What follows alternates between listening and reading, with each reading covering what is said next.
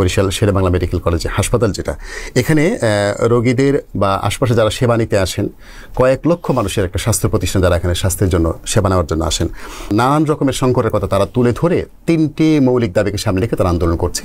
মোটামুটি এক পক্ষকাল হয়ে গেল সময়টা, এখনও সমাধানের কোনো পথ তারা পায়নি। এই যে আন্দোলন হচ্ছে সেই আন্দোলন কীভাবে দেখেন, এবং হাসপাতালগুলোতে কোনো রকমের যদি সংকট তৈরি হয় এক্ষেত্রে শুধুমাত্র চিকিৎসকদেরকে দায়ী করা হয়, এই দুটো বিষয় আপনি কীভাবে দেখছেন? আপনি যদি মানে শুধু সেবা চিম কেন, মানে বরিশালের মেডিকেল কলেজ কেন, আপনি যদি Rajshahi medical college, Dhaka medical college, এরকম সমস্ত মেডিকেল কলেজ এবং 250 শয্যার হাসপাতাল যেগুলো আছে, মানে আন্দোলন করতে চাইলে প্রত্যেকটা সেন্টারকে নিয়ে, প্রত্যেকটা হাসপাতালকে নিয়ে কিন্তু আন্দোলনের উপযোগী অবস্থান কিন্তু আছে। কারণ আপনি 50 শয্যার একটি হাসপাতালকে রাতারাতি 100, তার কিছুদিন পর 250 আপনি বানিয়ে ফেলছেন। এটার সিস্টেম আছে। আপনি দেখবেন যে ভাড়া যখন বাড়ে 10 টাকা থেকে 12 টাকা বাড়ে, এরপরে 15 বাড়ে, 15 পরে কিন্তু 18 বাড়ে না, ডাইরেক্ট 20 হয়ে যায়। তার মানে হচ্ছে যে আমরা এই যে এই সেন্টারগুলোর যখন বাড়াচ্ছি, শয্যা সংখ্যা বাড়াচ্ছি, তখন কিন্তু আমি চিকিৎসক হয়তো 2-1টা দিচ্ছি, বাড়াচ্ছি, কিন্তু এর সাথে আপনার সহায়ক জনবল কিন্তু আমি কোনোভাবে বাড়াচ্ছি না। মেইনটেনেন্সের হিসাব তো আপনি বাদই দেন।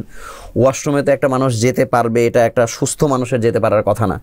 কিন্তু এই ট্রেনটা কি শুধুমাত্র সেখানে? আপনি যদি দেখেন যে একটা জাতীয় মসজিদে আপনি যান, আপনি কিন্তু টিস্যু পাবেন না এখানে, আপনি ওয়াশরুমের দিকে তাকাতে পারবেন না। জাতীয় যত প্রতিষ্ঠান আছে বাংলাদেশে আপনি যান, তার মানে হচ্ছে যে এই পরিস্থিতিটা আমাদের মজ্জার ভেতরে আছে।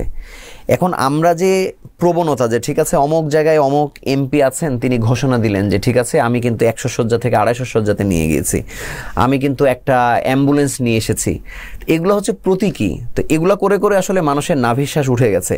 আপনি যদি 500 শয্যা বাড়ানোর কথা সেখানে বলা হচ্ছে, আপনি যদি আরও 2000 শয্যাও বাড়ান, তারপরেও কিন্তু দেখবেন যে ওই একই রকম সংকট আছে। তাহলে সংকট সমাধান কিভাবে হবে? আমরা বারবার বলছি যে আপনার মানে সেবার বিকেন্দ্রীকরণটা দরকার। এখন এই বিকেন্দ্রীকরণ কিভাবে হবে? আপনি টোটাল জনগণের কত অংশ সেবা আসলে সরকারি হাসপাতাল দিতে পারছে কিন্তু আসলে বেসরকারি হাসপাতাল। কিন্তু বেসরকারি হাসপাতালের চিত্র যদি আপনি ওই জেলায় দেখেন, তাহলে আপনি দেখবেন যে সেখানে হয়তো 200-300 ডায়াগনস্টিক সেন্টার তৈরি হয়ে গেছে। দেখবেন যে ঢাকায় লেখা হচ্ছে পপুলার, উনি হয়তো লিখে দিলেন নিউ পপুলার। এখানে আছে ইবনে সিনা, উনি লিখে দিলেন নিউ ইবনে সিনা। এই যে ব্যাঙের ছাতার মতো শুধুমাত্র ডায়াগনস্টিক সেন্টার হচ্ছে, সরকার যদি বলে দিত যে এখানে এত সংখ্যার বেশি ডায়াগনস্টিক সেন্টার আমি হতে দিব না, এখানে যারা ডায়াগনস্টিক সেন্টার করতে আসবে তারা যদি একটা কিডনির বিশেষায়িত হাসপাতাল করে তাহলে আমরা রাজি, তাহলে তাকে করতে দেওয়া হবে। যদি সে বলে আমি ক্যান্সারের বিশেষায়িত একটা সেন্টার খুলবো, তাহলে তাকে বলে দিতে হবে যে হেলথ সেক্টরে যারা বিজনেস করতে আসবেন আমার এই 10টা জায়গাতে আমার সেন্টার করা দরকার, আপনি এটা এটা এটা এটা করতে পারেন। তখন যেটা হবে যে আপনি সরকারি হাসপাতালের মান উন্নয়ন যদি কোনো কারণে নাও হয়, কারণ এটা একটি দীর্ঘমেয়াদী প্রক্রিয়া, আপনি আন্দোলন করার পরে আন্দোলন হয়তো থামবে কিন্তু পরিস্থিতির পরিবর্তন হবে না, কারণ এখানে অ্যালোকেশনের ব্যাপার, সেই টাকা ফিরে যাওয়ার ব্যাপার, দুর্নীতির ব্যাপার, নানান ধরনের ইস্যুর পরে সেখানে আপনি যাবে কি যাবে না। এখন যদি আপনি চিন্তা করেন যে সরকারি হাসপাতাল, আমি বহুদিন আগে একটা প্রতিবেদন করেছিলাম, সরকারি হাসপাতালে কতগুলো পরীক্ষা হয়, প্রত্যেকটা পরীক্ষার 2-3টি পরীক্ষা কিন্তু তার বাইরে গিয়ে করা লাগে। যখন উনি দেখছেন যে আমার বাইরে যাওয়া লাগে, তখন কিন্তু তিনি 2 জায়গাতে পরীক্ষা করার জন্য আগ্রহ প্রকাশ করেন না, যে ঠিক আছে আমি 3টা করে গেলাম সরকারিতে আর 2টা গিয়ে বেসরকারিতে করবো। তখন উনি সবগুলো পরীক্ষা আসলে বেসরকারিতে গিয়ে করেন। কিন্তু বেসরকারিতে গিয়ে করছেন, তাও কিন্তু একটা মানহীন প্রতিষ্ঠানে গিয়ে করছেন, কোনো একটা দালালের চক্রে যাচ্ছেন। কোনো কোনো ক্ষেত্রে চিকিৎসকই আসলে ইন্টারনালি বলে দিচ্ছে তারা আয়া বা অন্য কাউকে দিয়ে এই অমুক সেন্টারে যাও, উনি কিন্তু সেখানে করছেন, সেখানেও একটা দালাল বাণিজ্যের শিকার হচ্ছেন, সেখানে হয়তো দালাল চরিত্রে ওই চিকিৎসক ভূমিকা পালন করছেন।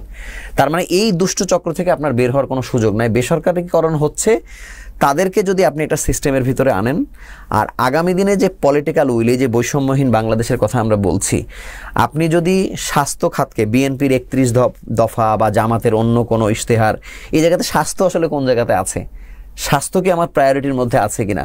আজকে তারেক রহমান কথা বলছে, কালকে জামাতের আমির কথা বলছে, আপনি কি স্বাস্থ্যের আলাপ এখানে খুব বেশি দেখেন? স্বাস্থ্যের আলাপ নাই, কিন্তু স্বাস্থ্যের আলাপ কোনোদিনই নাই। আপনি পিআর নিয়ে আলোচনা করতেছেন, আপনি বাংলাদেশের রাষ্ট্র সংস্কারের মূলনীতি নিয়ে আলোচনা করছেন, কিন্তু স্বাস্থ্যের মাধ্যমে যে আপনি মানুষের কাছে যাবেন, এটা রাজনৈতিক মানুষের মাথায় যতক্ষণ পর্যন্ত না আসবে এই সংকট, আপনি একটা সেবা চিমের আলোচনা বলেন, রাজশাহী মেডিকেল, এটা বিক্ষিপ্তভাবে আলোচনা হবে, থামবে, কিন্তু মানুষকে বাধ্য হয়ে ওই সেবায় নিয়ে যেতে হবে, এখানে কিছু করার নাই।